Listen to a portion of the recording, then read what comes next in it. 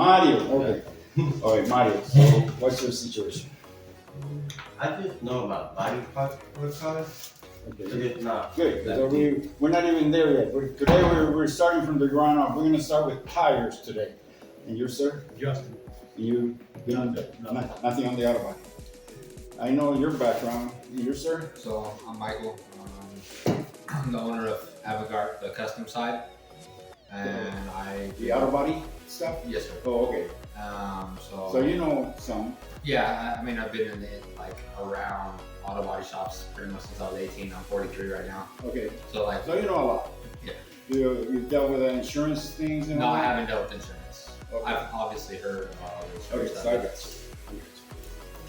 Okay, so the class begins with from the ground up. And what's the first thing that touches the ground of a car? Is the tires. So, well, I make some drawings here. You guys go out and get me the tire size of your car. Your tire, you need the brand name, the model, and the tire size. Make sure you get it all. Yeah. Okay, go. Michelin 235 40 Well, 18. if you know it, then you know it. Not a problem. 215, What do I write with? Because I need something to write with here. They should, hey, you tell Kate to come here, please. Tell Kate to come here. Thought maybe you might have brought some of your own. Is that? I thought maybe you might have brought like something specific of your own to write. No. Well, I knew. I thought it was going to be a blackboard. It's a whiteboard, you know. So. Yeah. Why don't we get the other one? Hmm? Why don't we get the other one? With the white Gotta talk to Maria. I don't know. She just told us. This is the one I chose. She gave me a whole bunch of choices. This is the one I chose because it was closer to the bathroom. Yeah. So let's see.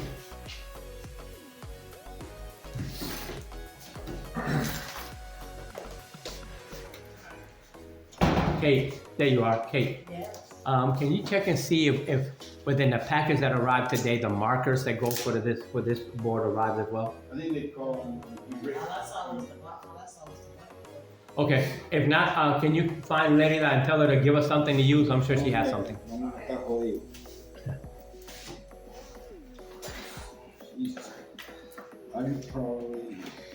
I'll probably have a Sharpie, but that's not going to be erasable. You look hella did you work at All City? I did. I was the manager of All You City. don't remember me? A little bit. I worked with you. Okay. Are you serious? Swear to God, at All City Auto Body. Over here at 700, Yeah. right? Yeah, I was there for 5 years. What the hell? I knew he lived familiar. I'm like, What's your name? Michael. I was way younger, bro. I was way younger. Oh, okay. It was a long time ago. Didn't I fire once, twice? No, it wasn't. No, I got transferred. Oh, okay. I got transferred to the Hacienda one. Oh, the Hacienda. Oh, okay, I got you. Mhm. Yeah, I still friends with those people, but I don't want nothing to do with Armenians. Yeah, they're crazy. Nothing wrong per se, nice people, what have you, but No, those leaders are Armenian mob. Those dudes ain't no normal Armenians. Yeah, she walked out of the bathroom, so yeah, we'll have a seat. Sorry. Okay. Can't proceed without it. Yeah. Anyway, you kind of look familiar, you know. No, I remember too. I was like, dang, this familiar. Where they know him from? And then you said about your background military and all that, and they kind of like clicked. Oh, perfect. Okay, so Something I'm not homophobic, but I use that. Armenians are tough people across the board. Even in my trade, my original trade, which is jewelry, Okay, so hard people to deal with. Mario, what's your name? Brian? What is it? Brian? Brian, what's your tire size? I'm doing a picture of the tire. I'm not sure what is. You're supposed to walk up on it and look at a little number on the side. Okay, don't worry about it. It's okay. I don't want to waste time. So, let's say a normal tire. Let's see what your tire size is. I think I had a week size, but Okay, what kind of brand tire is this? Firestone. Firestone. Okay, so he's got a Firestone tire, right? So Firestone. Okay, did you happen to catch the model? Is it a Firestone Desert Dweller? I mean, we're going for the model now. So this is basically the brand. Then you need a model. Then that's the model. Then right here we're gonna need the size. Now, besides the size, can anybody tell me what's next? The load. Huh? The load. No. No? This, Or the tread depth or no. no? The thread is only when you're doing an ACV, which I'll explain what that is, but What the air pressure is? no. No. All the tires. It's called the speed rating. Gotcha. Oh yeah, of course, yeah. Whether it's ZR rated, of course, VR rated, HR rated, or R rated, of course. No. No? Oh. Okay, so you don't remember what the model was? So did you get the model on your car? Let's see what you have. Okay, so you got a Firestone Destination tire. Did you get the size? You don't know the size. No. Okay. So his model is Destination. Now let's just say a normal. What kind of car is it you think you have? Toyota Tacoma. It's a truck. It's like a truck tire. So it probably has an LT somewhere, right? Or light truck, LT. Unless it just has a regular car tire put on it, you never know. Doesn't look like a truck tire. Okay, so anyway, when you get the brand name, then you get the model of the tire, then there is usually just a size. Let's just say, for all intents and purposes, that this is a 265 70 R18. Right. Okay, so that's kind of like, sounds like a tire size, right? Yeah, Is that, you bought tires completely. before, right? That is No. a tire. You never bought tires before? No. Okay, so this is like a normal tire. It's not too heavy, not too high. You know, if it was the second number, let's say it was 40, and instead of a R, it'd be like a CR. You put a CR40. That would be what they call a low profile. Absolutely. Okay, so that means it has big ass wheel, but the tire's only this high. And then the speed rating, usually the speed rating goes anywhere from the 90s to the hundreds. So let's just say like 102S, or it could be 98P, stuff like that. This number you're gonna find right after this on the tire size. The reason you need a speed rating is because you can mismatch any tire. You can, let's say, well, I gotta replace 2 tires on my car, and I can't afford the Firestone price. I'm gonna go to some kind of Japanese tire or some Chinese tire that they sell. As long as the speed rating, the size is the same, and the speed rating is the same, you're gonna have the same ride. Otherwise, you're gonna be going all over the place. Does that make sense? Yeah. So always, when you have the tire size, always make sure you get the speed rating, which is right after. Now, there's some tires that will have MNS. That means that there's just basically they're designed for rain and for dry rains. That's what that is. So as far as tires, did everybody get some notes on this? Oh yeah. Okay. Can I add something to what you said, Rob? Is that all right? Yeah. Okay, gentlemen. So that number that he said, that first number that was 265, I want everybody to understand that those measurements of tires are done in millimeters. So that first number that was 265, is that your tire is 265 millimeters wide. Yeah. That's very important. First number, that's right. Thank you for bringing that up. Yeah. The first number is the width of the tire. The second number is the height of the tire. Ratio, And then the last number is Speed. the wheel. the size of the rim. What size wheel it is. Rim. Yeah, it's important to know those things. You can never mismatch. Let's say you can get a 265 70 R18. You cannot put a 275 65 R18 because that tire will be a much lower profile and your car be sitting sideways. There's like a that. lot of people that Don't care. Well, what I'm getting at is, let's just say, custom shops. There's some people, for example, they might have the same wheel, but on the fronts they might run a smaller profile tire, Mhm. and the back they're a little bit bigger tire. Race cars. Yeah. So that Yeah. you have a little bit of. More traction. There's even websites that if you wanted to, let's say if your car came with 15 or 16-inch tires and you wanted to go to 20s or 18s or 19s, there's even websites that you can put in your original tire size, and next to it you can put the desired rim size, and it'll tell you what tire is comparable to your original tire in the overall height. You see, the overall height of the tire, so that you won't put anything on there that's going to be bigger or smaller than the original tire in overall diameter. That's very important when it comes to tires. Okay, so.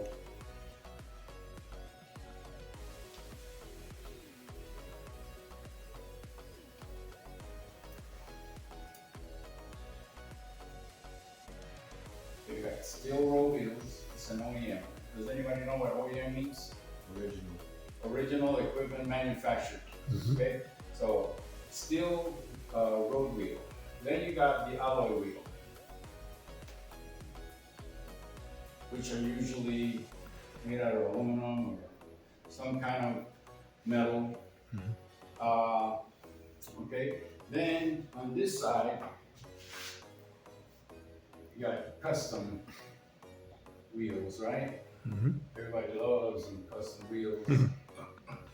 Okay, so now what happens a lot of times is a steel wheel is the one that you normally, nowadays in a car, let's just say, for example, in an Elantra, we'll get a steel wheel from the factory, unless it's an Elantra Sport, yeah. a Sport or an Elantra Limited. EX, An Elantra Limited automatically gets alloy wheels, but for each wheel, you're gonna have to have, a wheel cover, right?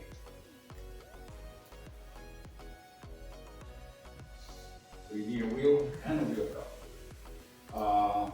Nowadays, as far as wheels are concerned, a lot of people don't want, let's just say they get the steel wheels, and then they say, oh, I wanna spruce up my car, but I don't wanna spend the money on the alloy wheels. So they go to a place like WC Motoring or someplace like that would give them a whole set of wheels and new tires for maybe like $1,200, $1,400, something like that. Full package. Yeah. Wheel and tires. Okay. As far as that goes to the wheels. Custom wheels are also, there's a third kind of wheels that you guys are probably thinking about. For example, on my truck, I have an S10 crew cab. It's a Chevy. S10 crew cab, that's what it is.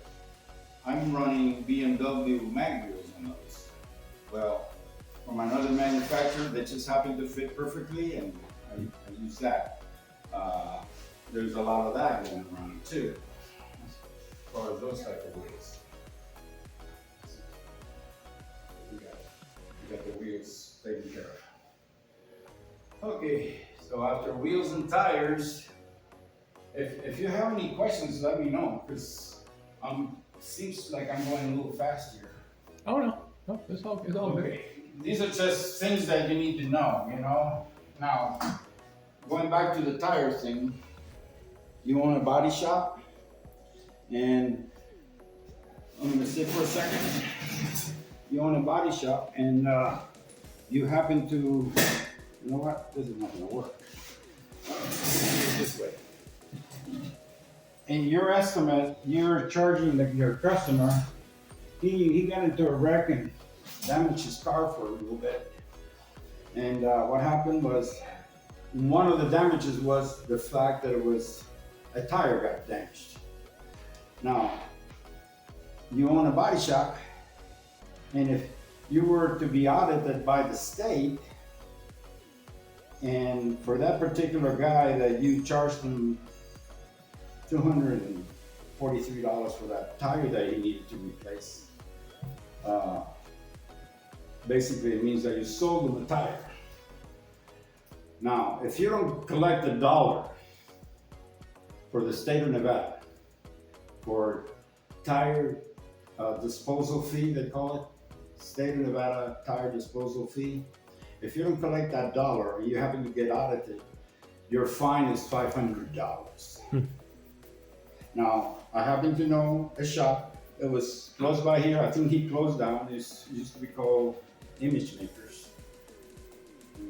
You know Gus? I know. No, but you do remember that name, right? Image Makers? Oh, yeah. Oh, there. What's the name of that street? The little street there. It's me. Is it that back street by All City? Yeah. Yeah. Anyway, okay, he got fined $70,000 something because he never collected on a whole bunch of tires. So when they audited him, he had sold, I don't know how many tires, but $7,000 worth of tires. No, not $70,000 worth of multas, or what do they call it? Fines. Fines, yeah. $500 for every tire that you don't deal with. Is that per tire, Rob? Per tire. Per tire, not per set, but per tire. Per tire. Okay. The disposal fee? Yeah, you gotta charge No, $1. we're talking about the fine when you When fail you- to collect the $1 for the state for each tire. They Oh, so charge you. Okay. They it's charge not you a the- not the $500 disposal fine. fee. You're talking about just to buy the Yeah. tire. The state of Nevada wants Yeah. $1 per tire. They don't care about collecting the fee. They just want you to charge it.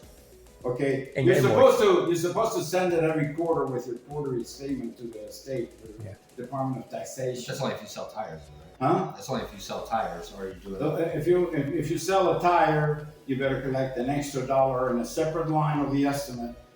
Collect the State $1. of Nevada. Well, He's talking about a It's replacement, tire Mikey. fee. Like if you're fixing a car and the tire got crushed, Sorry, and you're having to replace and you it. have to replace it, Yeah. you have to buy it and sell it to the Everybody customer. understand that?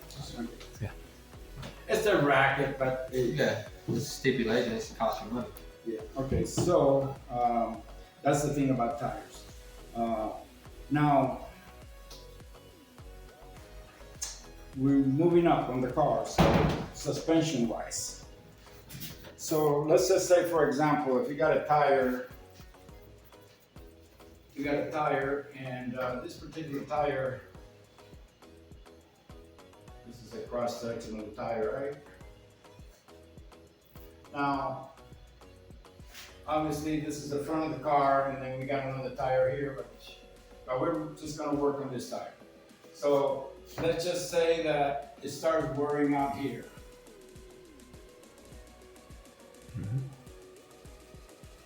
The camber's off. That's it. So now, the same situation, but now you got the tire, and now the tire is perfectly straight here, but the other tire is nice and straight. So this is a picture of a straight tire, this is a picture of what's wrong with that. Wait, what? So I'm trying to. Okay, the tire obviously is leaning towards the inside of the car, right? Okay. Mhm.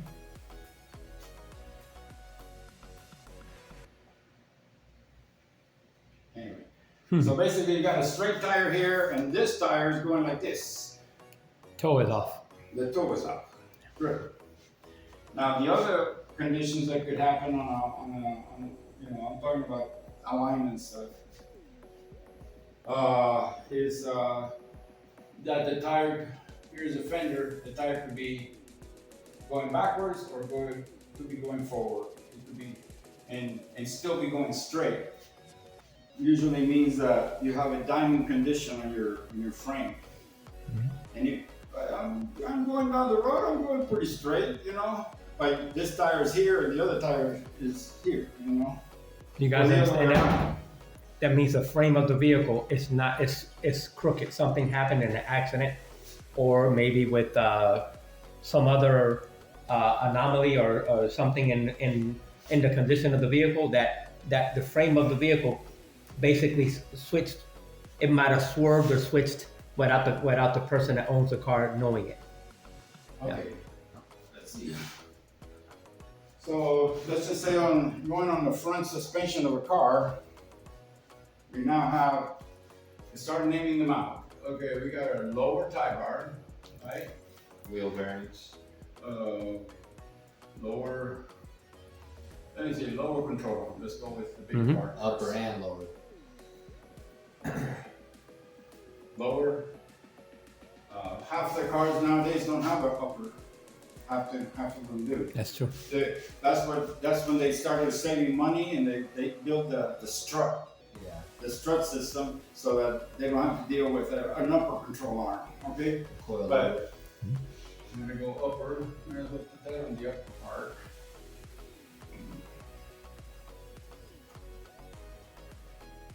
Upper control arm. Lower control arm. Okay, what else we got? Wheel bearing. Well, that's see the spindle. You got the strut. Wheel spindles. Yes. The spindle, where you got what they call a knuckle. Mm-hmm. Okay. If it has depending on the car too. It's just a lot of cars have a lot of different things, but basically you get to learn these things as we go along, especially when we start writing estimates and stuff. Upper control arm, lower control arm, the spindle. Okay, then you got the strut. It could be the strut or the Axle. or the shock Mm-hmm. absorber. Okay, part of the suspension. I abbreviated that, but also part of the suspension is what they call Inner and outer the ABS system. ABS system is, does anybody know what ABS means? tires. Automatic brake system. No. What? Yeah. Enlightenment. It's basically the anti-lock brakes. Anti-lock. Sorry. Yeah, that's what I should have said. Yeah. Okay, then you have, you know, the knuckle and the spindle have the bearings he's talking about. You usually, as part of the suspension, they have what they call also, which goes around the whole front of the car, is called the stabilizer bar. Mm-hmm. Inner and outer tie rod ends. Stabilizer bar, and usually the stabilizer bar,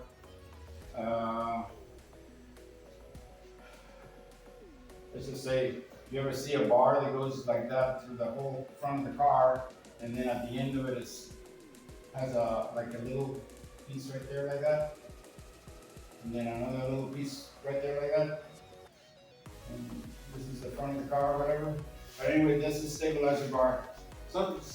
Some have a little bent here, some of them have a little bent there, whatever, you know. If anybody asks you what's the strongest part of the car, that's it right there. It's made with the strongest metal forged, and cars will burn down, that thing will still be in perfect condition. Yeah. Okay?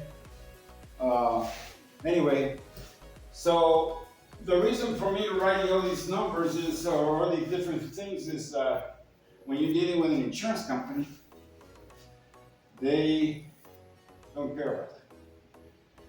They want to buy what is called a suspension knee. Okay? So, which includes most of all these parts. So the suspension,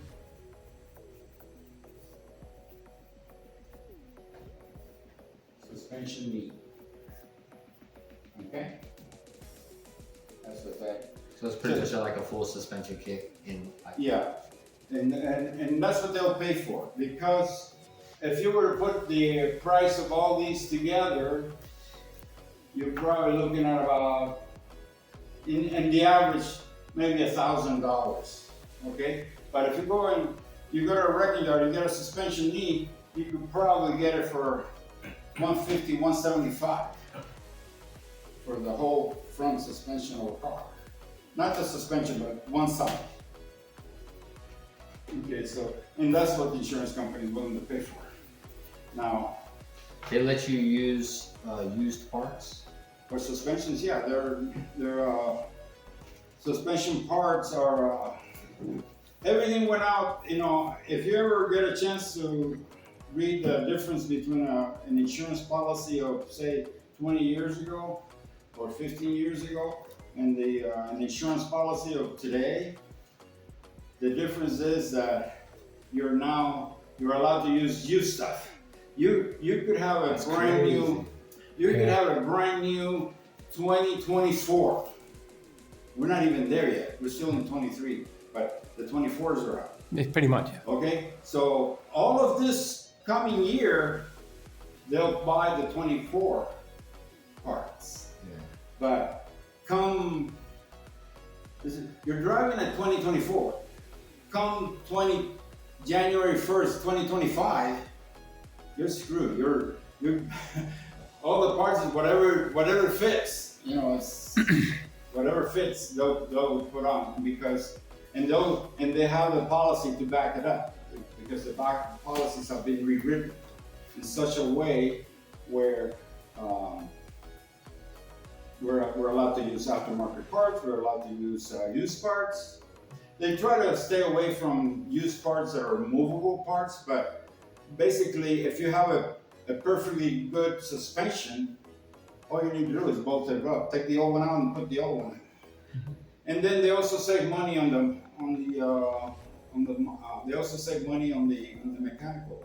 Imagine it will cost to overhaul a front suspension of a car. You're looking at maybe 5-6 hours to just put the suspension on. Maybe an hour and a half. Yeah. So they're saving money on mechanical too. Of course. So could be part of our insurance companies. They're always trying to save money. Another reason, if I may, let's say, for example, GM, General Motors makes, well, it used to be 5 or 6 different companies. A few of them already went out of business. I drive a Buick Regal, that So you don't, silver car out consider, there. you don't consider the axle and all that stuff the suspension as well, or is that something? Well, else? that's part of the drivetrain. Right. What I was saying is, I drive a 2017 Buick Regal Turbo, right? That's exactly the same car as a Chevy Malibu RS, which has the same engine, same turbo, same everything. So basically what he's saying is, the reason why they allow used parts is because, let's say if I'm looking for a suspension kit on my car, let's say for the front left, is exactly the same one for a Chevy Malibu of the same year. Yeah. Maybe even a couple of years before or a couple of years after. It's the same And the wrecking configuration. yards help you out with that. They kind of know what interchanges with what. Right. You know, so that's And you can always Google everything. Yes. yes. Now, here's the thing about custom, because you guys seem to like custom and all that. As a custom shop that you wanna work for people, with custom your owners, you know, it would be very it won't be very good. It would be a disadvantage for you to buy things from the internet. For the simple reason is that here's a guy, oh, but you know, I don't like those wheels, I like this other kind of wheels. Or you know, does anybody know what ground effects are? Yeah. Okay, so that's part of the big thing of custom stuff, you know. So Yeah. here's the thing, the people that make these custom stuff, they just want to sell the parts. Now, they sort of half-ass, their main idea is to make those parts look good, you know, on the car. But they don't, these people are not engineers. They don't know how, they don't know anything about how they're going to attach it to the car. You know, these are big problems that when you buy something from the internet or to make your car look different or look better or whatever your hang up is. Yeah. Okay, basically. So you're taking your own, you're taking a risk if you're going to do it as a business. Two things: if you do it as a business, then now you're liable for how that thing is going to look. You don't know how many problems you're going to have installing that. And then at the end of everything, you don't know if the owner of the vehicle is going to like it. So it's just better if you're gonna do something like that, it's better that they buy it and bring it to you and says, "Hey, I can install it, but if I have any problems, custom work is you charge by the hour anyway. You don't charge by what the book says or whatever. You know, everything is by the hour. If it took you 3 hours to do this, that means you got to charge your customer 6 just to break even. Okay, for something that's custom. Okay, the way the auto body business works, this has to do with estimating too, because you don't want to work hard, come up with a beautiful job, and at the end of the day find out that, hey, we worked so hard on that car and we only made $10. You know, after some, you don't want to do that. Yeah. So always consider the fact that the most you can pay for a particular hour of labor, let's just say custom work is paid at $85 an hour. $85 an hour is what you charge per hour for custom work. That's on the low side too. Well, you can do anything you want, but I'm talking about in general. Okay. Okay, because up to 6 months ago it was 75. So when it, So for a custom shop, like for instance, my custom shop, it should be around $85 an hour. $85 an hour, you can control the hours. Right. Okay, so who cares if it's $85 an hour? Who cares if it's $35 an hour? In this case, it's 85. But what's the difference between writing 3 hours or 10 hours, depending on the amount? You know. Well, I'm just saying, is that like, so the average? What's the average? To be Custom within shop. the industry standards as far as custom labor. So is it so mechanic labor is more worth than custom I think he's labor? talking about something. He's just talking about custom work, right? On that price? I'm just talking about custom. Custom work only, Mike. Right No, now, that's why I'm asking, right now because- the Valley insurance work, the Valley right now is $52.54 an hour. That's what they're paying right now. It's kind of like an average price. No, that's what I'm trying to see. Mechanical on It's like 100, right? 109 is the 109 average. Okay, so a mechanic shop makes more. But in an order hour for you to because- get in 109, unless you're a specialty shop. One of the companies that I work for, it's called Auto Spec European. Well, they got Lamborghinis, BMWs, I mean, Ferraris, Porsches. I mean, BMWs is like, most of the jobs are BMWs.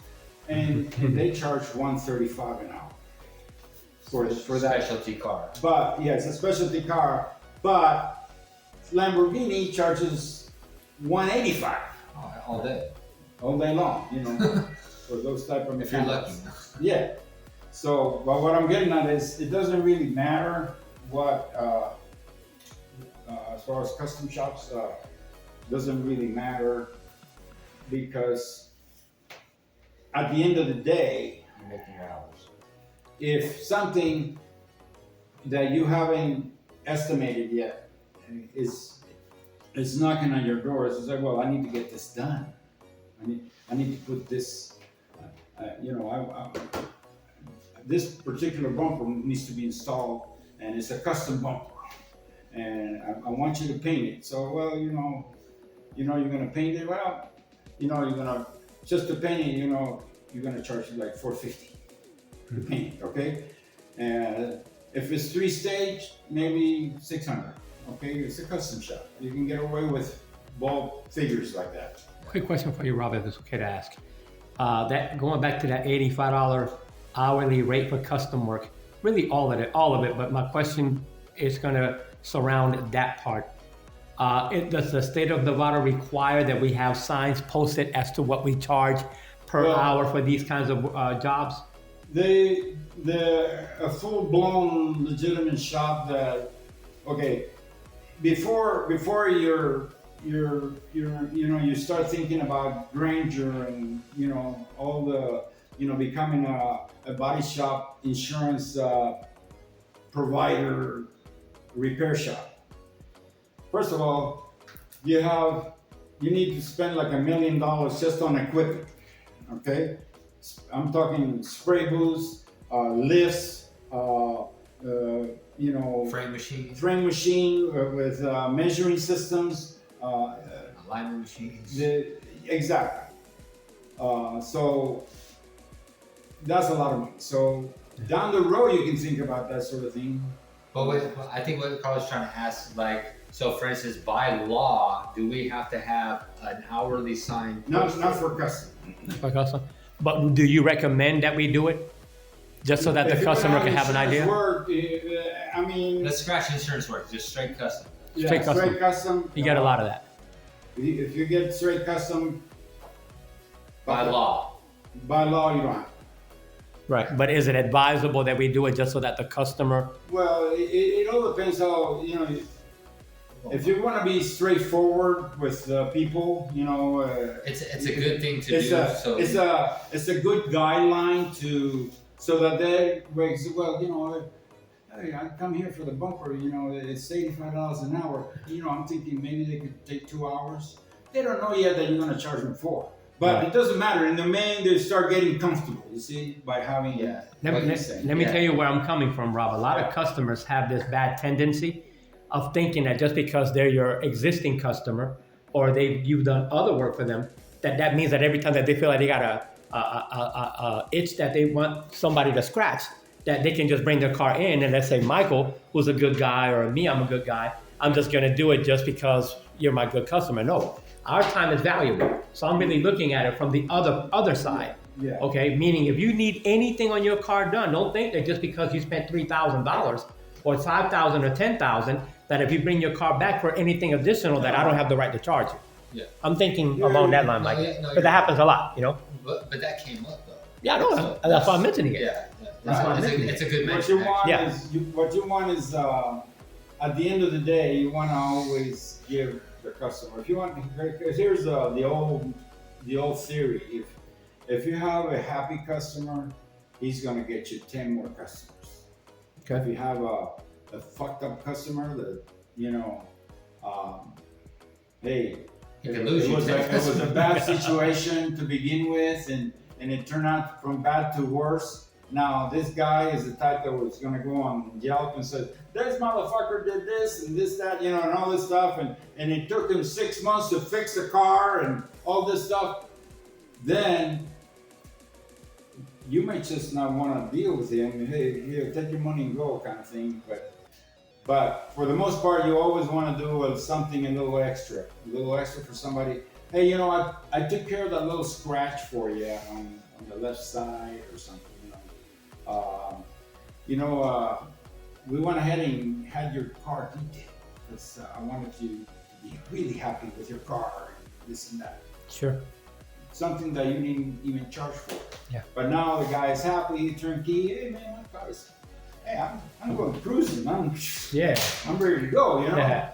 And so the rule of thumb is you always want to do a little something extra so that you can end up with a happy customer. And the happy customer will get you 10 more cars because he's happy. Right. And now there's always, like you were saying, the guys. hey, I feel like I should be Since I'm paying this much money. this much money. He says, this is not much money. This is what it's worth. Never lower your Standards. standards because this guy did that or did that. You paid this amount, and you're a good customer. On with the next one. It's Yeah. so Common that's- sense stuff, That's yeah. what you want to do. But Okay. Thanks for anyway, that. Okay, so that was we were talking a little bit about the front suspensions. Obviously, there's cars that most cars have what they call independent suspensions now. So both front and rear have their own independent suspension. But if you've got a truck, most of the time it's a rear wheel drive and it's going to have a differential. And the differentials will have axles. Those axles are oftentimes get bent, and you may want to farm the work out to a mechanical shop like Adam's drive shaft over here, or if you want to do it, it's really not that hard. All you have to do is get a new axle, take the differential cap off, let the oil drain into a pan, and then unlock that, because these axles are, and you kind of draw things so you can explain it better. So you got a differential in the back.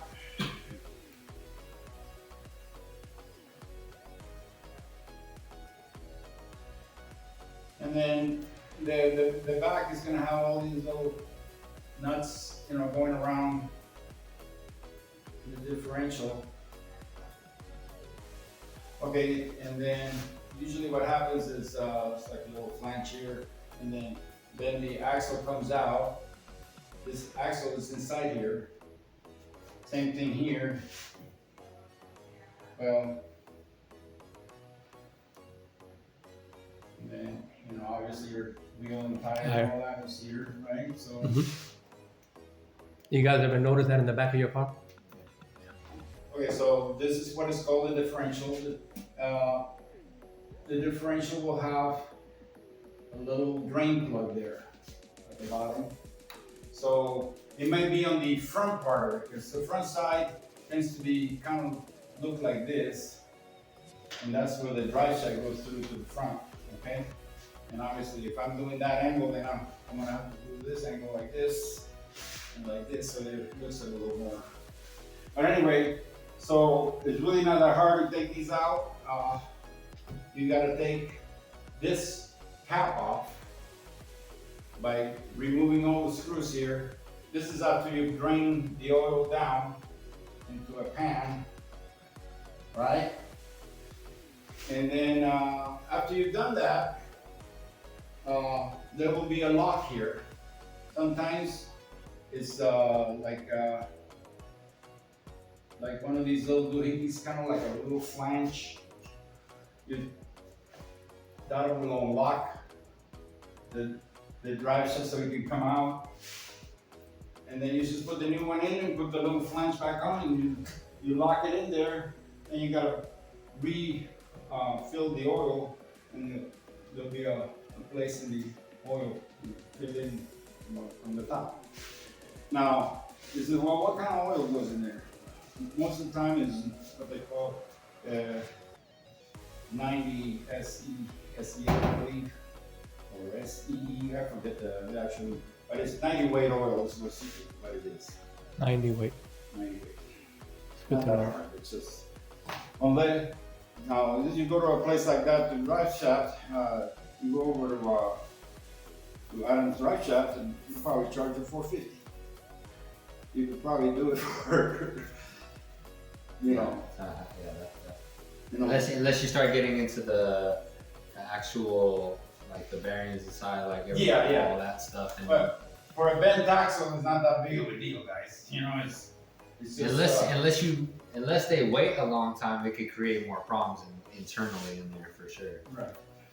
Yeah, if you see a lot of shavings from you drain it, and then you still look in there, and then hey, we drain the oil, but there's like 40, 50 little metal particles, and there's something wrong there. So one of the gears might be fucked up. So that means you might need the rear end. Mm-hmm.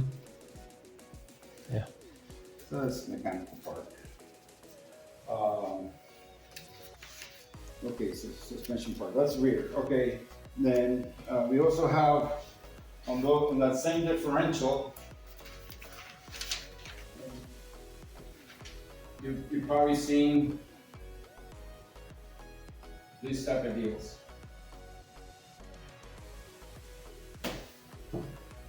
Mm-hmm. And then of course there'll be one on this side.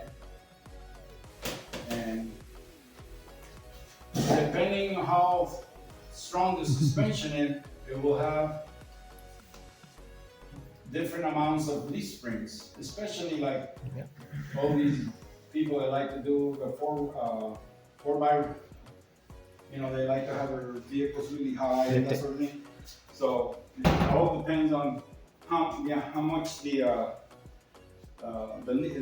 called leaf springs, and depending on how many leaf springs you have, will determine how high your car goes and how much you can take. Obviously for the rear of the car, unless you have a 4x, and then sometimes the real high 4xs have these springs in the front too, depending on what kind of suspension you have. This is mainly for the rear. Yeah.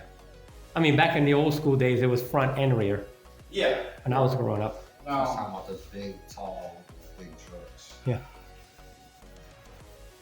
Now there's a lot of can anybody tell me how many types of frames there are in a vehicle today?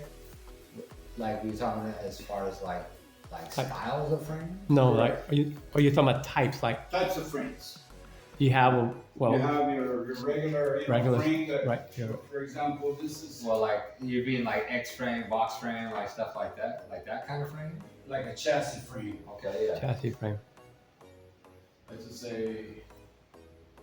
Your standard, yeah, your full size frame. Yeah, and then you got your crossbars and whatever, This is what is commonly known in the industry as body over frame type vehicles. Right. Body over frame type vehicles are usually trucks or SUVs. Old school. Mm-hmm. Or old school cars, that yeah. sort of thing. Okay. So this one's called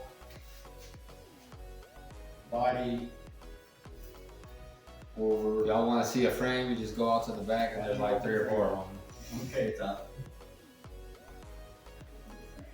Yeah, those are the ones that are back there, the full body over frames. Okay. And then the old styles, like old cars have X-frames. There's another, I would say cars today, modern cars today, probably 95% of them are what they call unibody. Mm-hmm. Okay? And unibody basically is that you got your firewall here, you got your roof over the car. Maybe I'm a terrible artist here. Mhm. Let's say you have your tail light back there, and then let's make this a 4-door, and then you take the front off.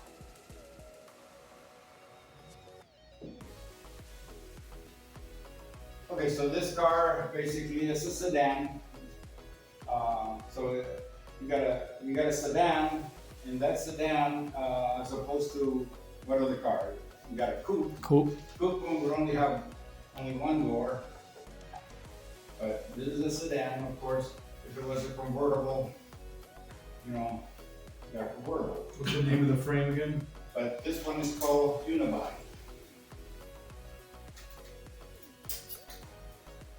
Most modern cars have a unibody. Now that's the unibody. Now, the unibody basically let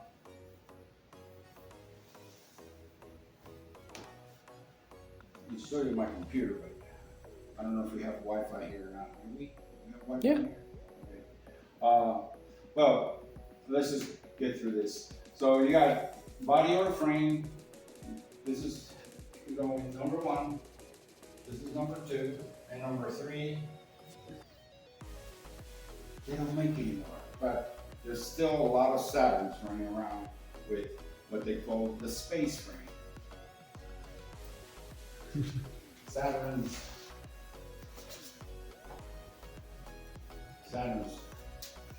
space frame is the only car that you can drive without fenders and doors and still be safe. Yeah. But they don't make it no more. Mm-mm. Saturns. If you ever see a Saturn, you can actually, like in most cars, everybody knows what a quarter panel is in a car, right? Or you don't. The back part of the panel, the back part. Okay, so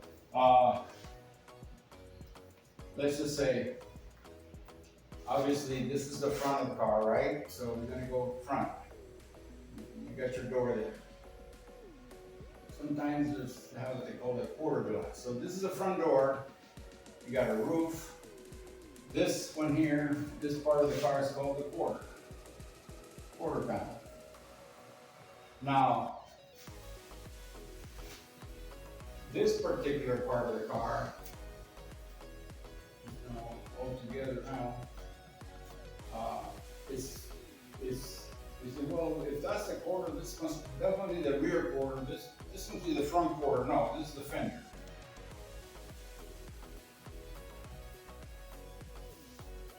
So this is a fender. But we're gonna get into the parts of the car. First, I don't wanna get ahead of myself. You said 95% are unibody. We'll say the 5%. The other 5% is cars that actual vehicles, cars that are Not not gonna be this the frame. bottom or frame. Yeah. Okay, so we got that. Early 90s, Or trucks. some late 90s. My town car is a Now, if you guys do custom work, there might come a time when I'm gonna put we're gonna have an overhead view.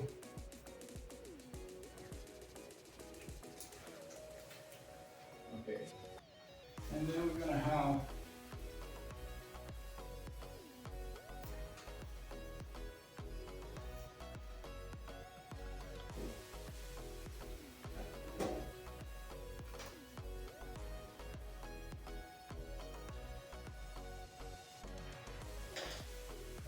so I'm not a good drawer.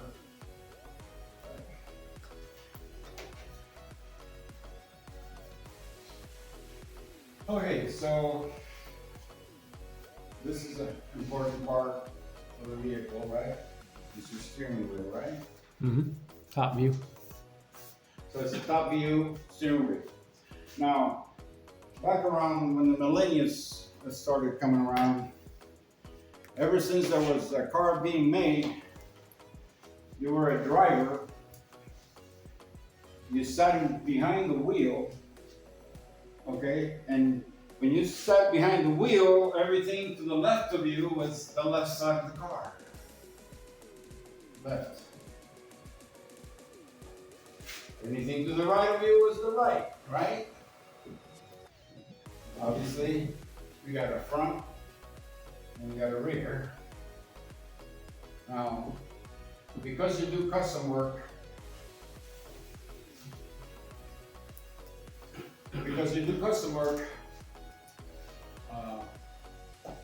this is the boat.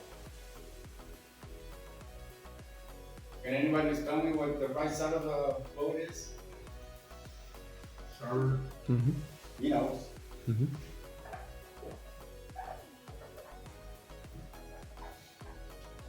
And of course, the left side is what? Left side is port. Now, he says, well, does anybody know what the rear is? bow. It's called the stern. Oh, stern. Bow, stern. So the bow's the He said, front. well, what the hell am I thought we were going to be learning about cars. Well, the boat is It's custom. It's so, custom. yeah. Most of them are made out of fiberglass, and they're willing to pay good money to get them repaired. So I just thought I'd throw that in Yeah, it's good. because you got left side, right side. When I started saying about the millenniums, they started coming down. They wouldn't do that. They would, instead of being here, deciding what part of the car was what, they were over here.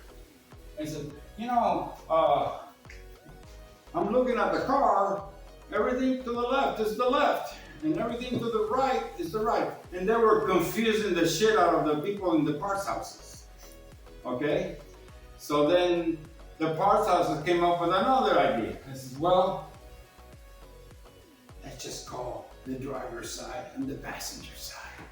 So that goes really well here in the United States, but what happens if you're in fucking England? You're driving, your thing is here, and now this is no longer the passenger side. This is the driver's side now, right? Mhm. And this is the passenger side. So But either way, it's still right and left. exactly. So going back to the original idea, if you're behind the driver's seat, this is still going to be the left side. This is still going to be the right side. Just always think of when you're ordering parts for a particular car, that's what they mean. This left side, this side, right side, this side, front, rear, yes. Now, there's different things, obviously, this is front bumper. You got a situation here with, obviously this would be a fender, right? Mhm. That would be what? That would be the right fender, right? Correct. This would be the left fender, right? Okay. What would this be? The hood, right? Correct. This is Grill. grill, right? You got a front bumper. Mhm.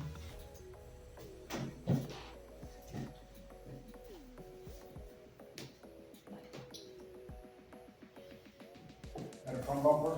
Yes. Okay. Now, you ever seen this little piece right here? A lot of cars have them, a lot of cars don't. But right here and then you should have like a little grills here or something. Does anybody know what that is?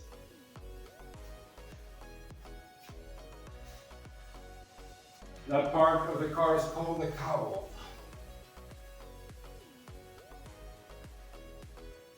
Okay.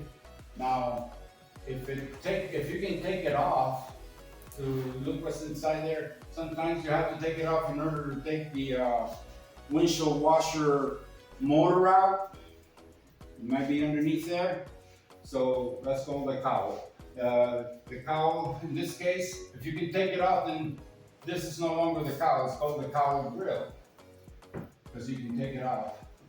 It's still part of the cowl, or in other words, it could be the firewall. Firewall cowl area. It's, by the way, if your vehicle that you have in your kind of like most vulnerable area of a car where the car becomes a total loss is right here. If you get hit, let's just say this is a side view of the car. This is where your front door is, and then you got your fender here. Just laying it down. You got your fender right here. Now this area, very vulnerable. This is what they call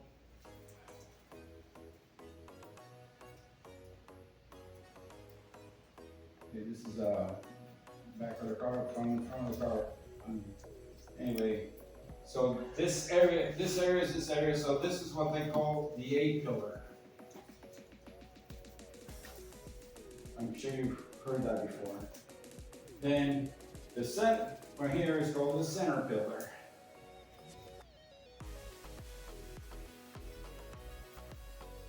And then the back end is it's either the A or you can call it the center pillar or the B pillar because it's the second one. You got the A one and the B pillar. Then it could be a C pillar, but oftentimes it's part of the quarter panel. The quarter panel, they sell you the whole quarter panel. In other words, this is the tail light. This is where the tires go. So this whole thing is the quarter, and that pillar that's there, that's part of the quarter. But if you really want to depict it to where you're trying to explain, hey, I need the latch for my rear door. It's connected to the quarter panel, but consider it the C pillar. It can be considered the C pillar. Okay, so that's kind of like what's going on there.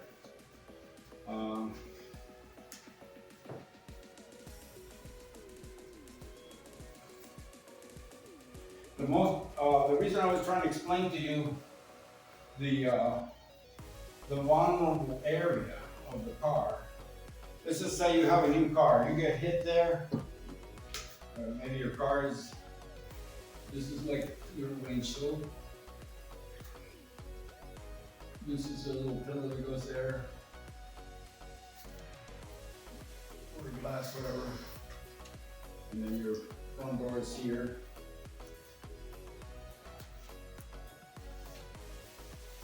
Throw this a little bit better.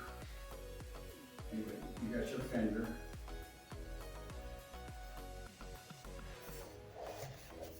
All right, so you got a fender in there.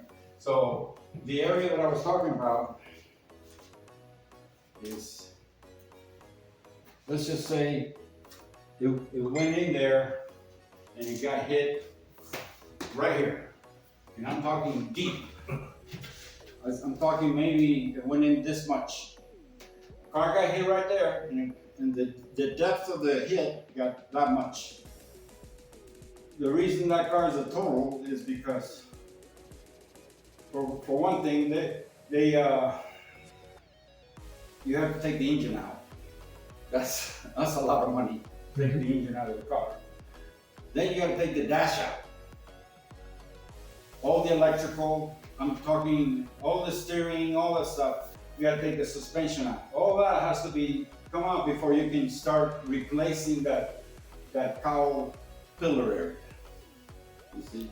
So rather than doing that, in insurance companies, let's say the car is maybe 4 years old, 3 years old, not too old, gets it there. They'll do what they call a constructive total loss. For the simple reason that they don't know how much is going to get involved with.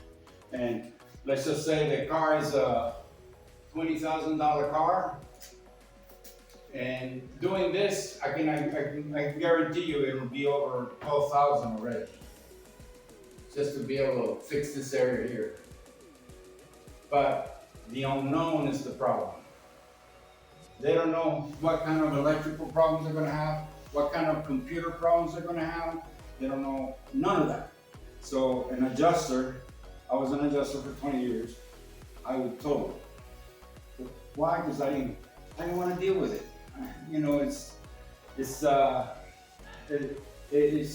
The insurance adjusters have one thing that that is called I don't know how religious you guys are. I'm not, but in religion they have what they call the pecado imperdonable. Yeah, the unforgivable sins. What do they call it? Unforgivable. The unforgivable sin. Mm-hmm. The unforgivable sin of an adjuster is to fix a car that's a total. Why? Because if you got 65%, that's what you got to work with. However, if your car repairs go to, let's just say 61%, they already start thinking, hey, this thing's gonna total. This thing's gonna total. I don't wanna deal with it. I don't wanna fix the total. So they'll come up with a little bit more money, so to throw it over with the 65% and then makes it a total loss. Anything over 65 is total. Yes, but if you're anywhere near 65, It's might as well. it might as well be it. Mhm. Right. So Now you were saying you get a hit like that. What's like a small amount? Is it able to take any type of impact? it all depends. See, I can take you over there to a street called Contract and 32nd Street here in town. Every shop in that street repairs total losses. That's what they do. They cut corners. They even have car lots there. You can buy stuff. Mhm. These are cars that have obviously been totaled before and they fixed them. Obviously they didn't fix them the right way because they didn't spend the money. Otherwise, the car wouldn't have been totaled. But they cut corners. They fix it correctly because sometimes, I'm gonna sit for a little bit. Sometimes they have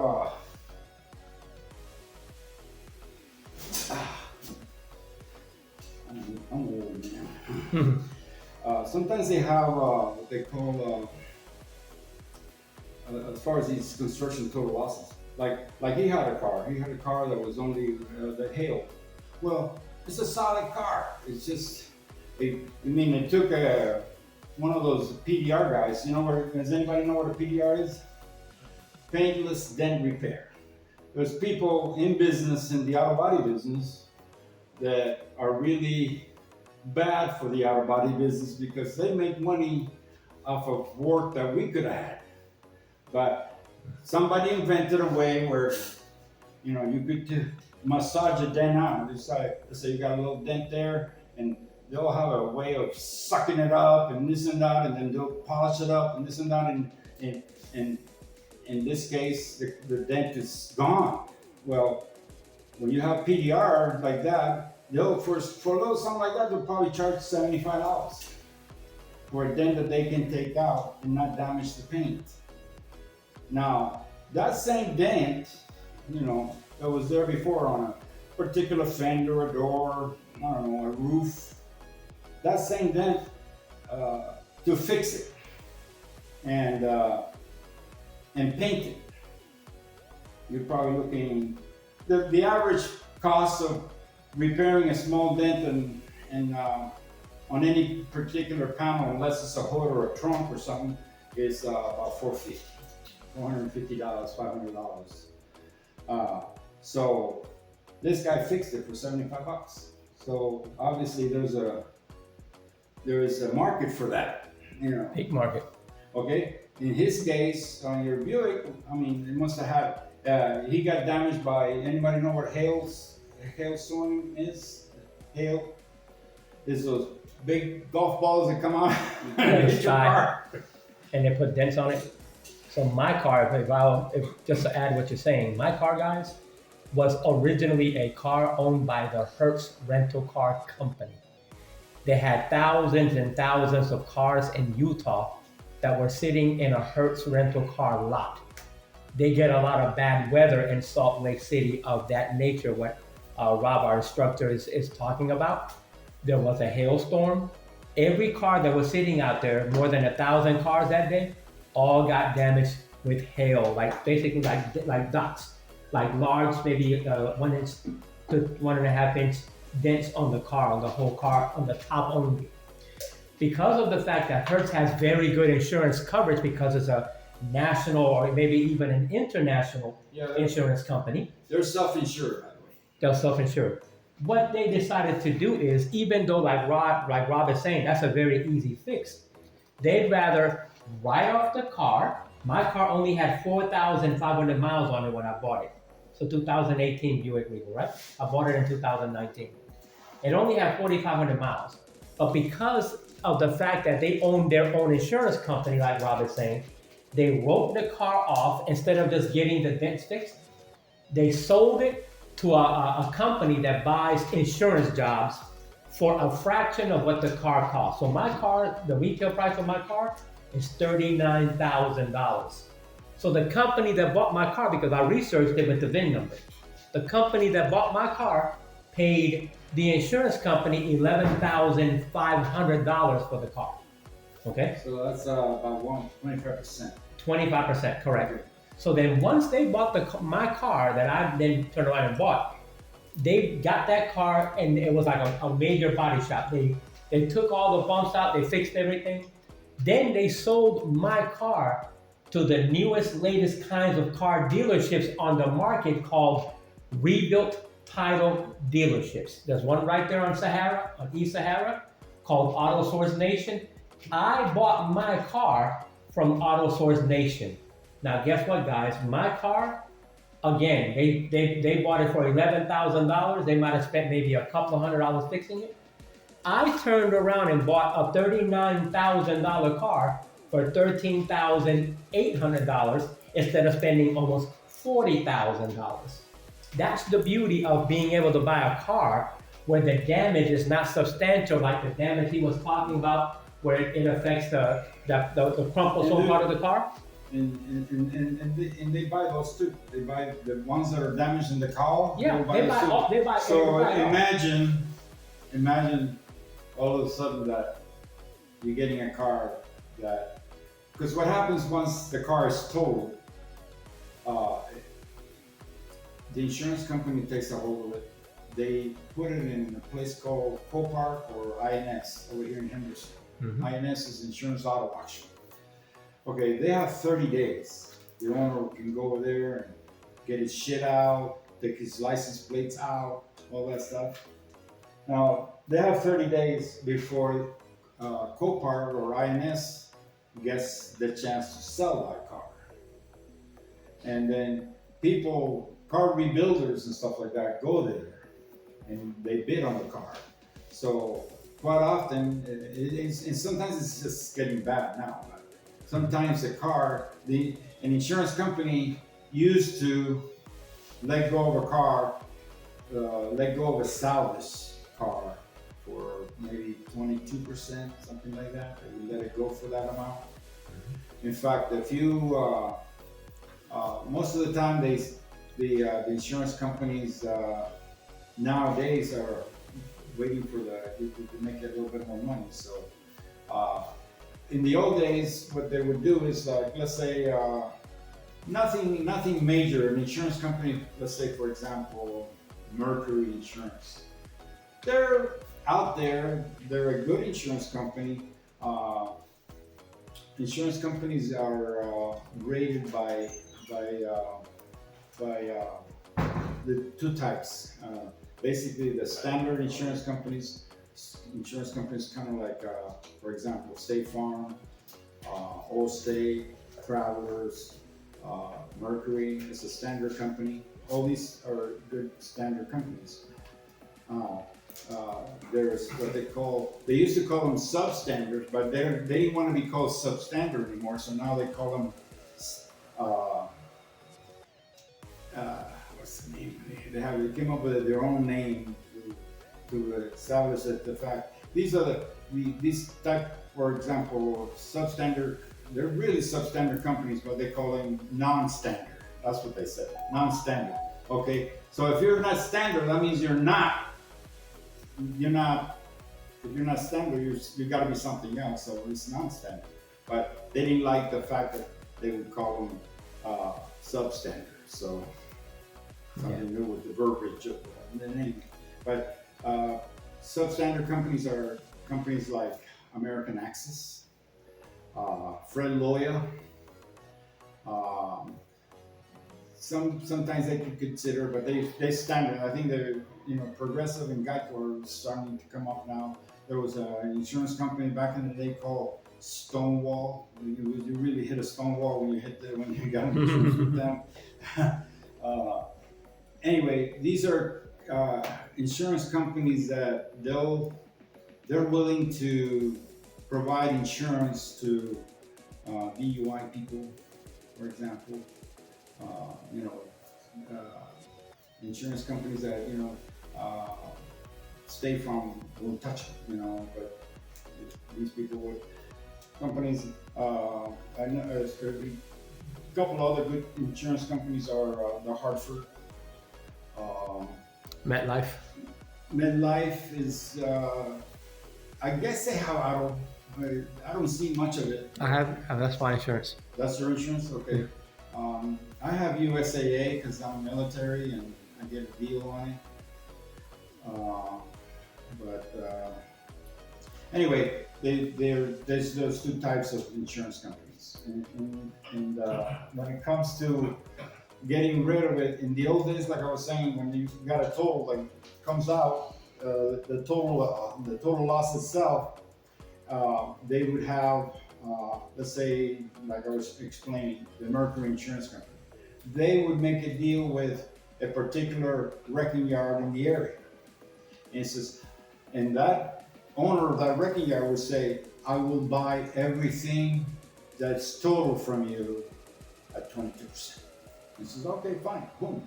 That means when I get a total, you're gonna get it, boom, and that's it. It's business has been made up, you know, for that situation. So, 22% of the value of the vehicle, is that correct? yeah, well, I gotta explain to you what ACV. That's the ACV. Which I will in a minute, because we still got time. But anyway, that's having to do with the total losses. Nowadays, the market is a little different. Now, they decided to come up with these companies called like Copar or INS, and they want to get in on the game, you know. They want to get in on what they could do, you know. So this is, you know, you don't have to, you know, they went up to Mercury Insurance, for example, and they says, hey, you know, what if we could get more money for you for those total losses? That way your loss won't be as much. So they would go and say, let me have your total losses, and I'll stick it in my yard for 30 days, and then I'll sell it. And I bet you I can get more money than what you're getting now. And that's kind of like the business of what they did, you know. So that's what's going on now. So let's just say, for example, car builders will go to those auctions and this, you know, that car doesn't really look that bad. We could probably fix it.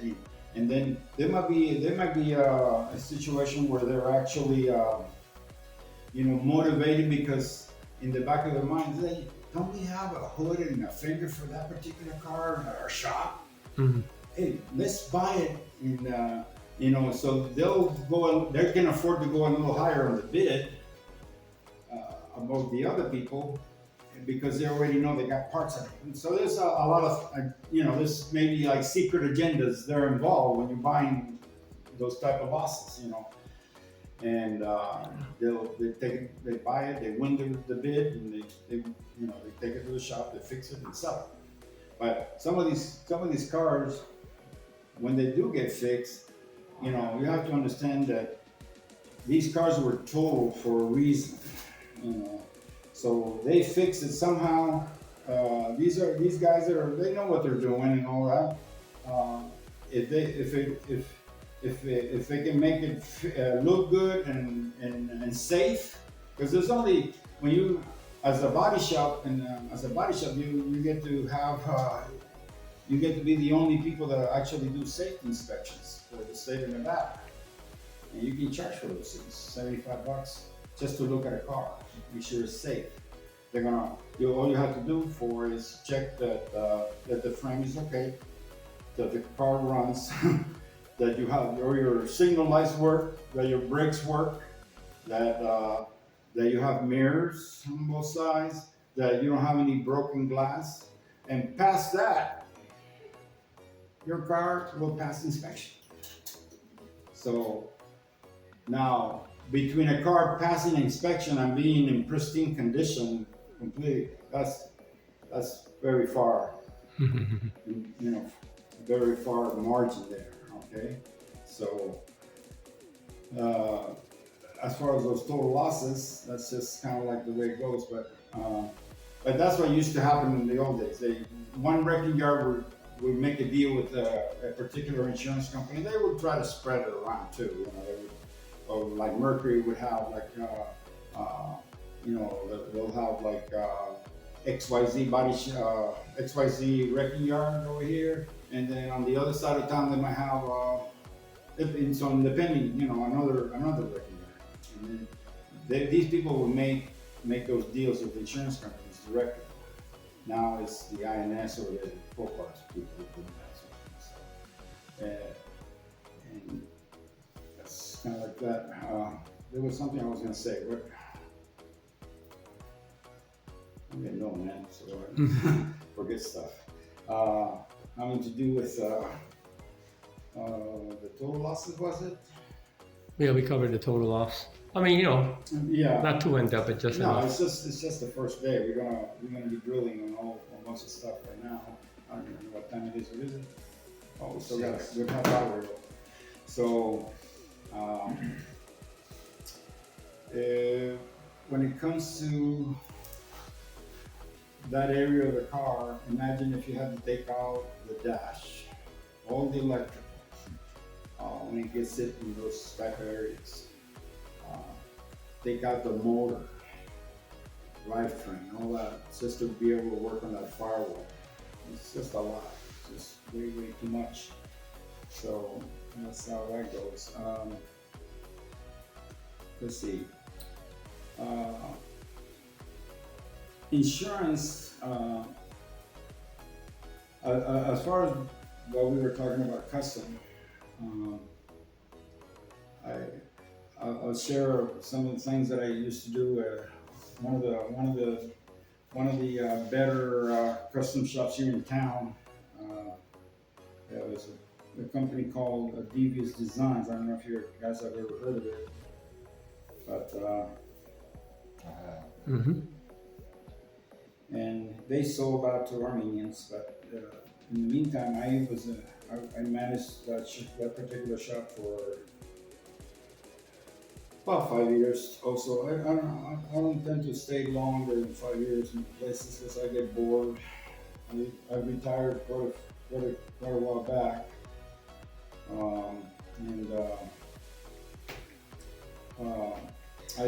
I learned a few things from the owner of Devious Designs. A customer would want his car done, and well, the car looks great. I mean, it's a good candidate for needs to be done for this, needs to be done for that. Then the first thing that will come out of his mouth after he complimented on the car is, say, well, so what's your budget for fixing your car? You're coming out, you're saying, what's your budget? Well, I was thinking I could probably get it painted for $6,000. Well, that's not going to happen. So I says, well, $6,000 is what the normal paint job runs today for an insurance job. Let's just say that For a car? the average, between 40, depending on the car, between 4,500 and 6,000. But that's If it's but done, I mean it's a done car. correctly. Besides, like from a car to a SUV to Well, something. obviously it's going to be different, but let's just say a 4-door car. Like my car, like a Okay, a small. 4-door car. Okay. Let's just say, for example, it didn't go through hail damage, okay? But let's just say that some asshole decided that he had it in for you and decided to key your whole car. Oh, let's just do the roof too. So now, if he happened to have missed one panel, that's good for you. And I'm gonna explain why.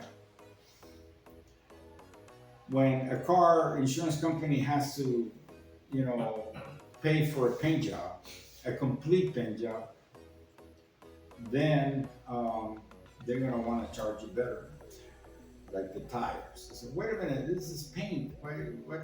Well, you're getting a much fresher paint job than you had, so we have to charge you better.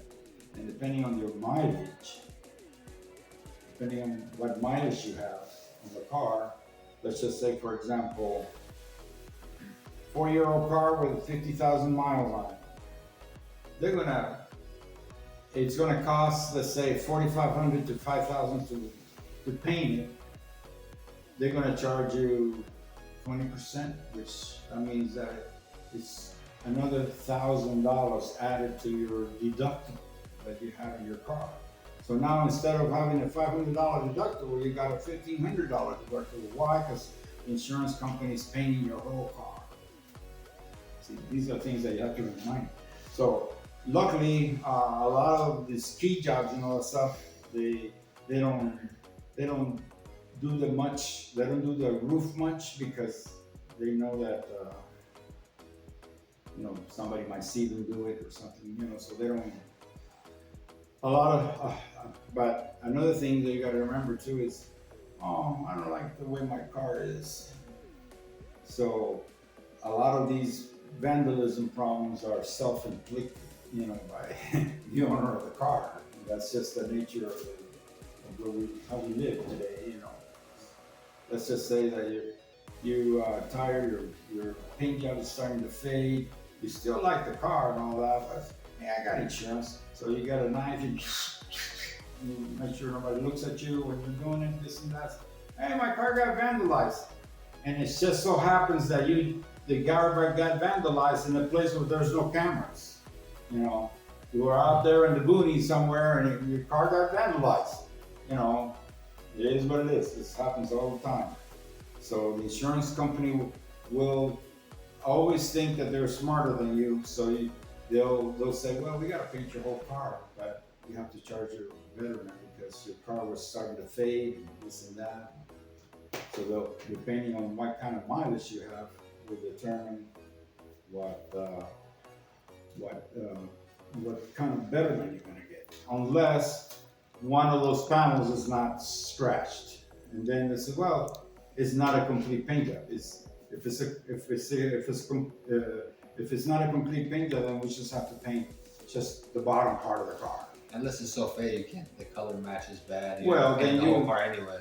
Then you hit the owner for some more money. Anyway, I'm gonna get back to the tire part because I want to explain something to you guys. So let's just say that you got a brand new tire.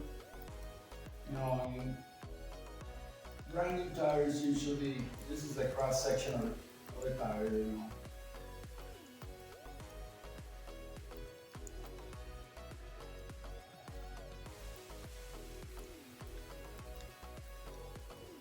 So,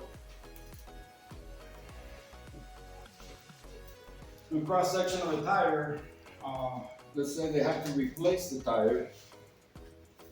So, and they have to replace the tire because somebody got punctured on the side here and all the air blew out. So now this tire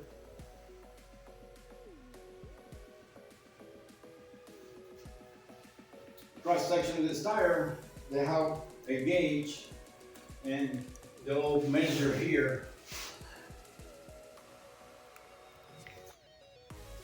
And if I tell you that a brand new tire is 10-30 seconds, okay?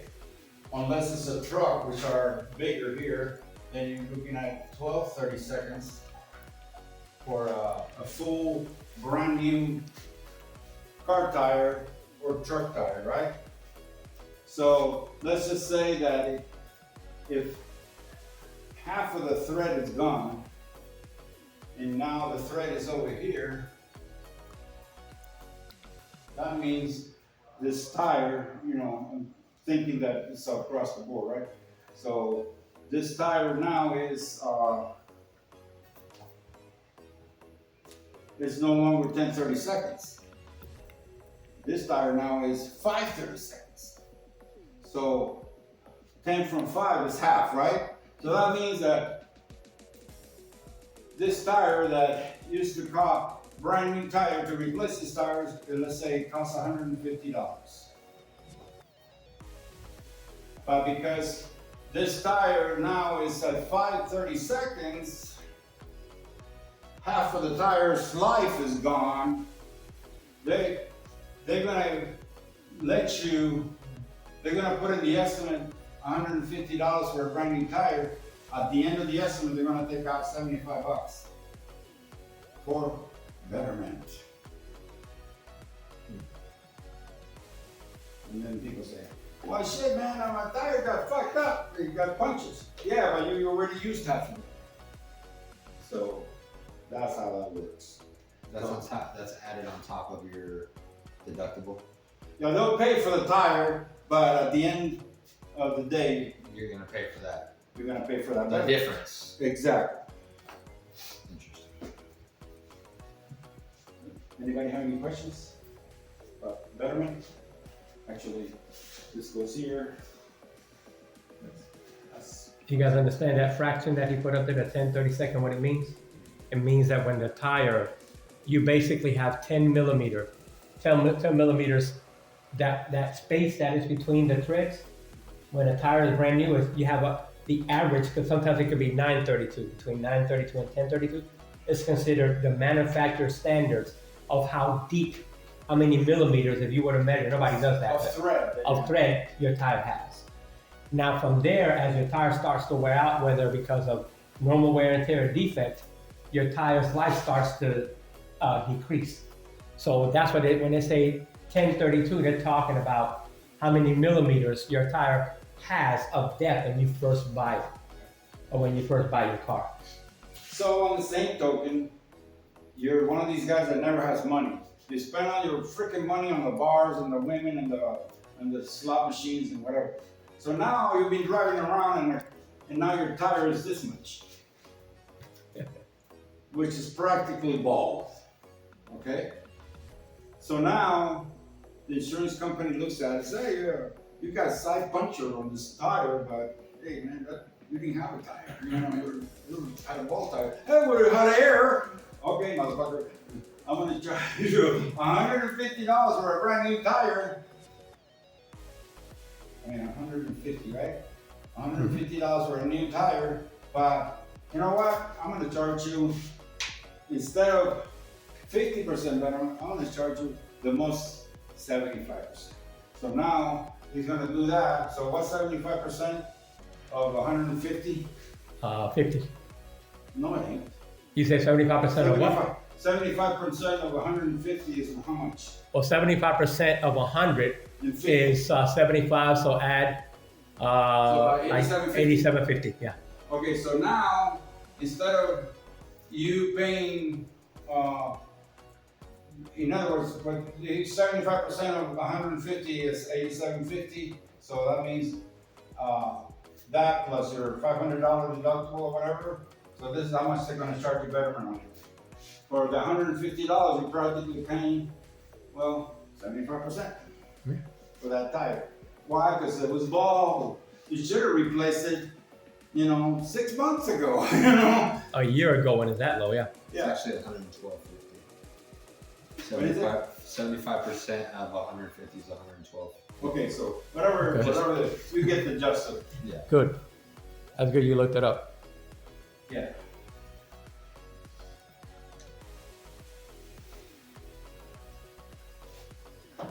$75% is the max, though. Yeah. Is the masks, except sometimes you get yo-yos out there that are barely learning the trade from, because what happens, insurance adjusters they get to go to more legitimate school than what I do.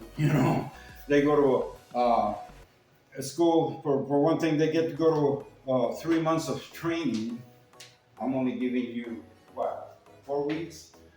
They have what is commonly known as it's kind of like because they don't govern anything, but there's an educational company called, you may have seen it, it's called ICAR.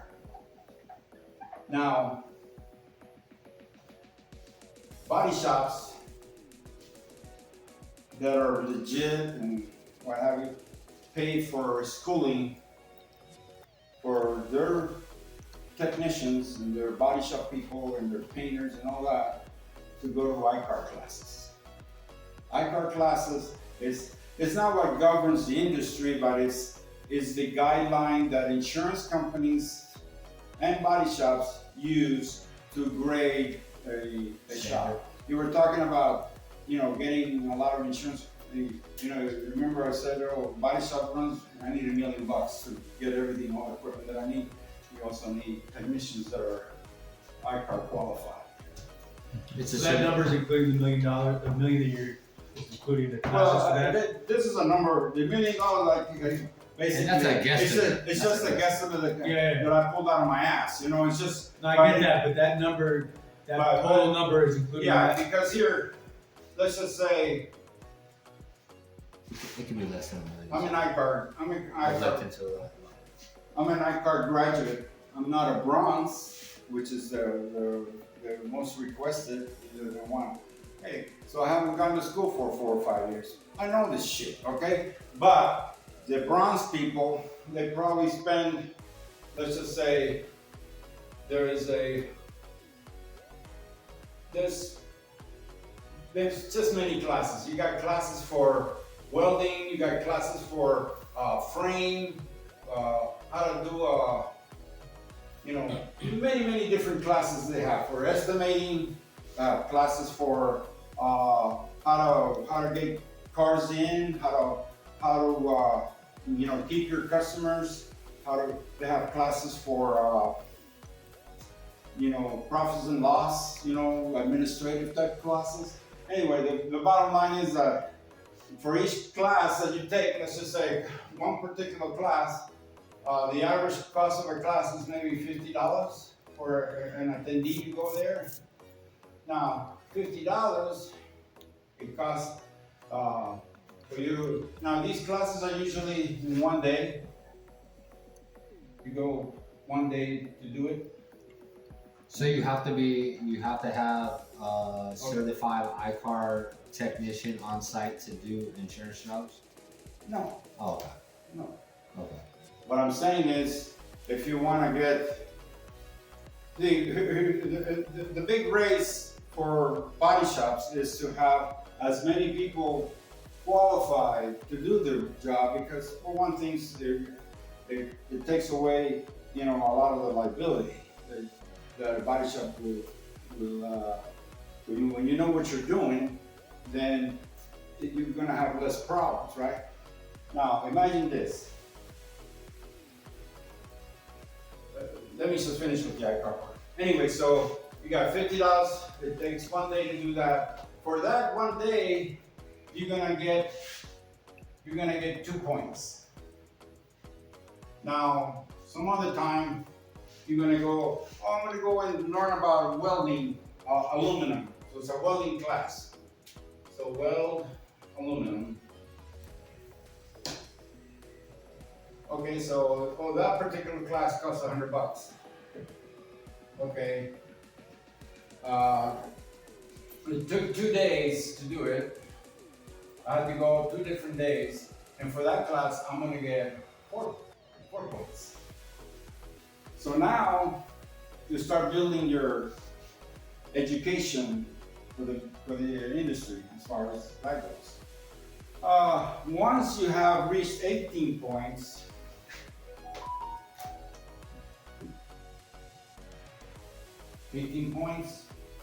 that will get you iCar Gold. iCar Gold, which is what I have.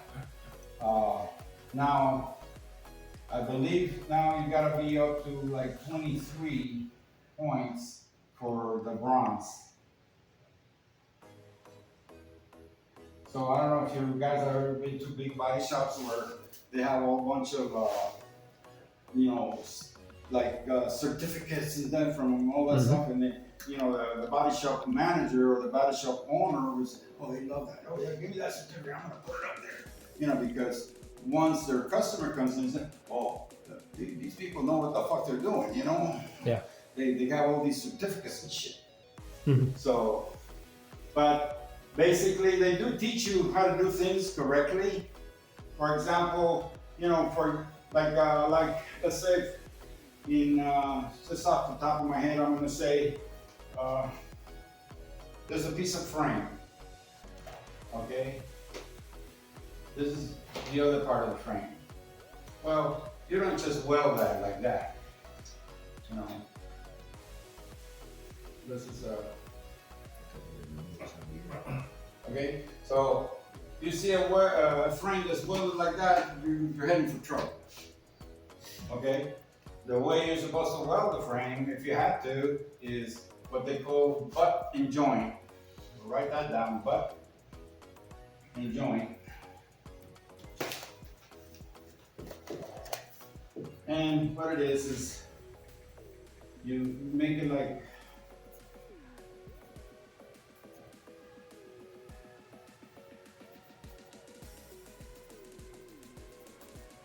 okay, and then this guy is gonna be like here. Okay, so basically what's gonna happen is that that frame is gonna be like this. It's gonna come together like that. And then it's gonna be welded all around. That way you have, this area will be strength here, with the welded here. And the same thing that will fit into here, it will be welded here. It will be welded here, it will be strength here. So it's just kind of makes it so it's a better deal. Rather than, you know, you bust this and, you know, you're gonna end up with a broken frame again. So, does that make sense? Yes. Oh yeah. So these are the type of things you learn at ICAR, which they have classes all the time.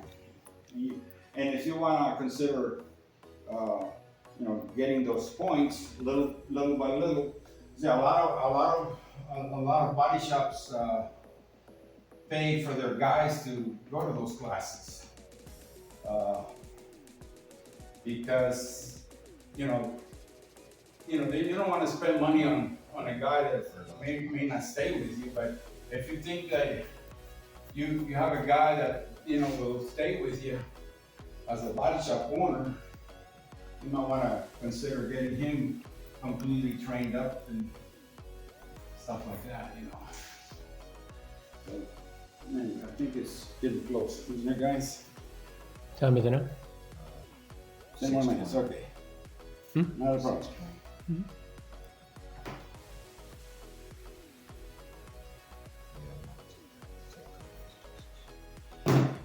Anyway, at the end of the course, I plan to give you a certificate that you can also, it's my certificate from my own company.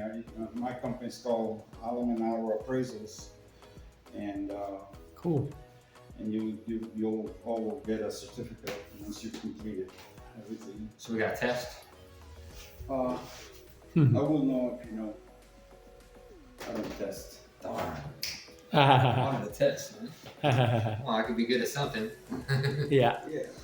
I'm not good at tests, but I think I could do it. But I want to leave the little area for any questions that you may have for right now, and then I'll work on my lesson plan for tomorrow. One of the areas that I would like to go back and talk about, guys, and I think that this is very important for all of us that are looking at this industry to understand, is that the biggest, I don't want to call it fraud or racket or use a negative. I don't want to call it something that's negative, but it actually talks about the astronomical profits that insurance companies make.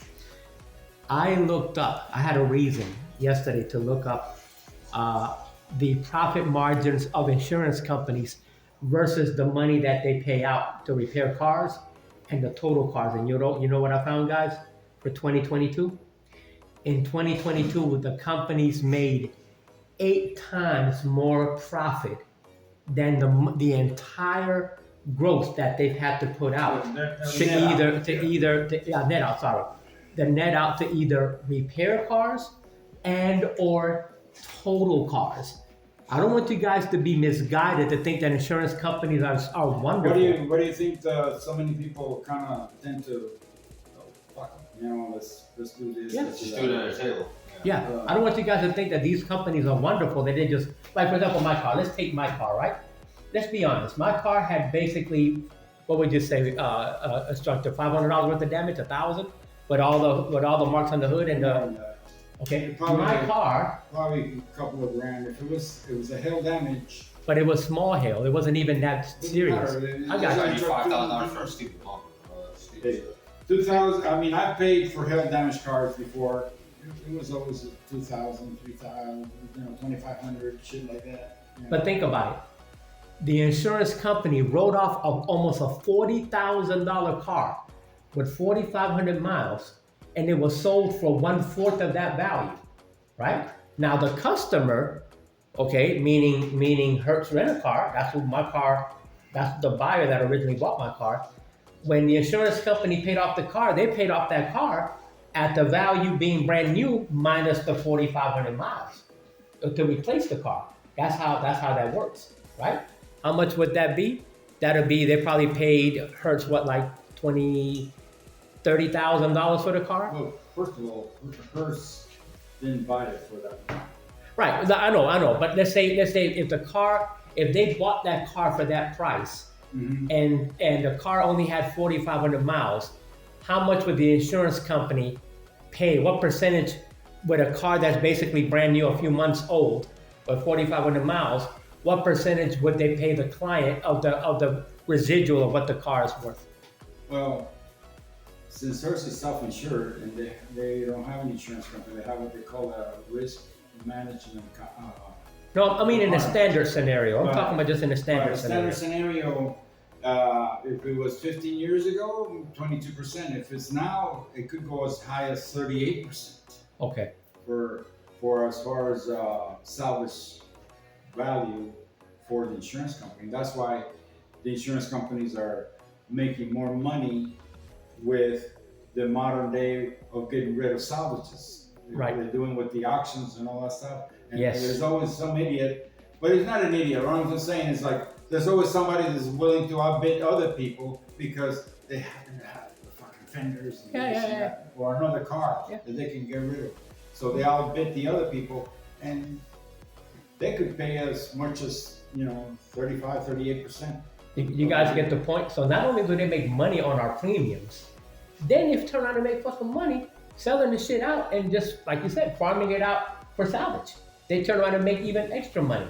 So the insurance companies make 8 times the volume of the total amount of money that they have to net out for each customer. That's outrageous. You know what insurance companies, that's in the casualty field of insurance. Now, the ones that make even more money is the life insurance companies. Oh yeah, of course. Because for one thing, you gotta die so your relatives could collect, but then they have so many stipulations, well, you can't kill yourself to collect the money, there's many different things, you had cancer, you didn't tell us. Fuck you, we can't, we're denying the claim. Right. So you didn't disclose this, and you didn't disclose that. Yeah. It's Crazy. It is. But thank you, instructor. Thank you for everything.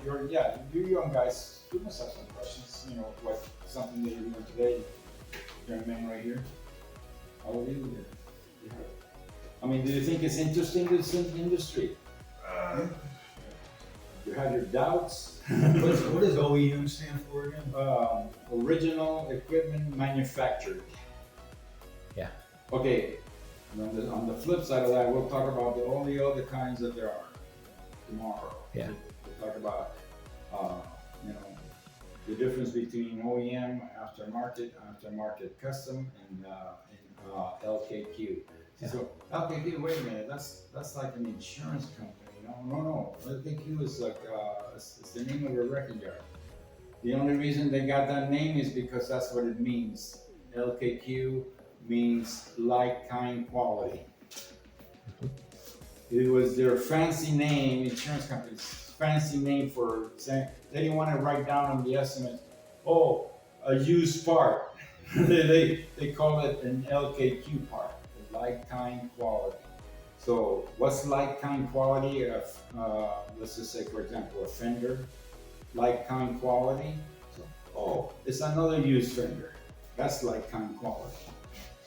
You know, they have their words. So one of the major players of the auto wrecking business is a company called LKQ. Why? Because that was the original name that the insurance company used. So they say, well, fuck you, I'm gonna use that name, LKQ, so that people automatically think when they use used parts, they'll think of us. And by golly, they did. And they own, well, they're nationwide, LKQ is. Now, they also bought out they're the most reputable aftermarket company, which is called Keystone. We started in Santa Monica, where I started, Santa Monica, California, a company called Keystone, which is the most, I would say, the most official aftermarket company, because what they have is we'll get into it tomorrow. Aftermarket parts, they have different grades of aftermarket parts and that sort of thing. So Sounds good. Okay. I gotta drive all the way to Yeah. Waterfly, and no, keep it. That's for you. Thank you very much. Just bring it. Don't forget it tomorrow. You want to take care of this stuff? Yeah, of All right. course.